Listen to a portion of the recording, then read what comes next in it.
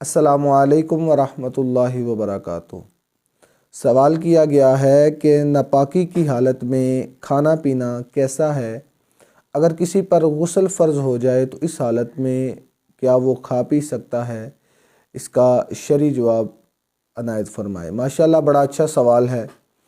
تو دیکھیں، جب کسی پر غسل فرض ہو جائے تو اسے غسل کو کرنے میں تاخیر نہیں کرنی چاہیے، بلکہ جتنا جلدی ہو جائے اسے غسل کرنا چاہیے۔ تو ہمارے عرف عام میں یہ ہوتا ہے کہ بلا وجہ غسل میں تاخیر کی جا رہی ہوتی ہے، اور ایسا کرنا مناسب نہیں۔ نبی کریم علیہ السلام نے ارشاد فرمایا، ابو داؤد شریف میں حدیث پاک موجود ہے، نبی کریم علیہ السلام نے فرمایا اس گھر میں ملائکہ داخل نہیں ہوتے جس گھر میں تصویر، کتا، اور تیسرے نمبر پر نبی کریم علیہ السلام نے فرمایا جس گھر میں جنبی شخص، یعنی ایسا شخص ہو جس پر غسل فرض ہو چکا ہو۔ حضور نے فرمایا جس گھر میں یہ تین چیزیں ہوں گی اس گھر میں ملائکہ داخل نہیں ہوتے۔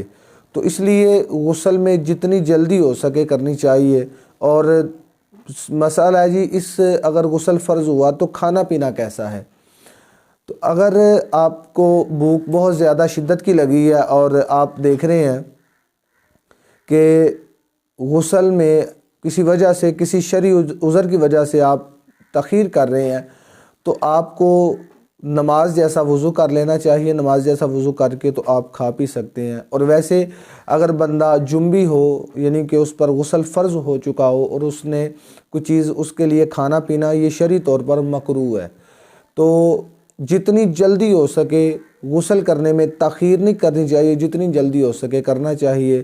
اگر کوئی ایسا کرتا ہے تو علماء کرام فرماتے ہیں کہ ایسا کرنا محتاجی کا سبب بھی بنتا ہے، گھر میں غربت کے سبب میں سے بھی ہے کہ گھر میں غربت آتی ہے۔ تو لہٰذا جب بھی غسل فرض ہو تو غسل کرنے میں تاخیر نہیں کرنی چاہیے، جلدی غسل کرنا چاہیے۔ تو امید ہے کہ آپ کو اس مسئلے کی بخوبی سمجھ آ چکی ہوگی۔ اللہ کریم کی بارگاہ میں دعا ہے خالق کائنات ہمیں شرعی مسائل کو سمجھ کر ان پر عمل کرنے کی توفیق عطا فرمائے۔